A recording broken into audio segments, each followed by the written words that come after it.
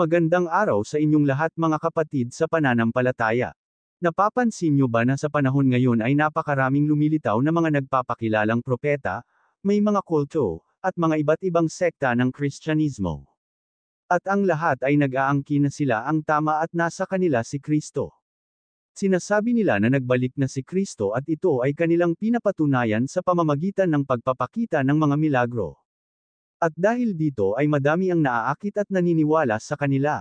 Subalit sa aklat ng Biblia mismo ay nakasulat ang mga tagubilin at babala ni Kristo. Mababasa natin sa libro, Mateo Kapitulo 24 versikulo 3 hanggang 5. Noon, si Jesus ay nasa bundok ng mga olibo. Habang siya'y nakaupo roon, palihim siyang tinanong ng kanyang mga alagad, "Kailan po ba mangyayari ang mga sinabi ninyo? Ano po ang magiging palatandaan ng inyong muling pagparito at ng katapusan ng mundo?" Sumagot si Jesus, "Mag-ingat kayo upang hindi kayo mailigaw ni Newman. Maraming paparito sa pangalan ko at magpapanggap na sila ang Kristo, at marami silang maililigaw." At sa Mateo Kapitulo 24 versikulo 23, "Kung may magsasabi sa inyo, narito ang Kristo, o naroon siya, huwag kayong maniniwala."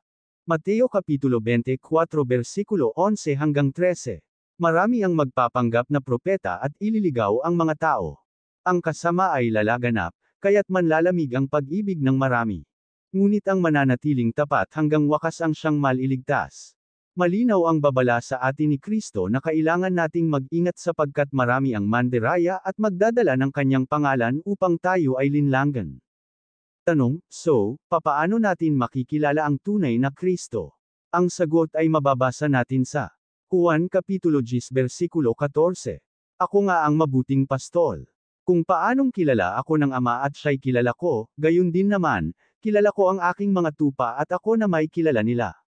At iniaalay ko ang aking buhay para sa aking mga tupa." Kung nagustuhan nyo ang ganitong paksa, inaanyayahan ko kayo na mag-follow sa aking channel.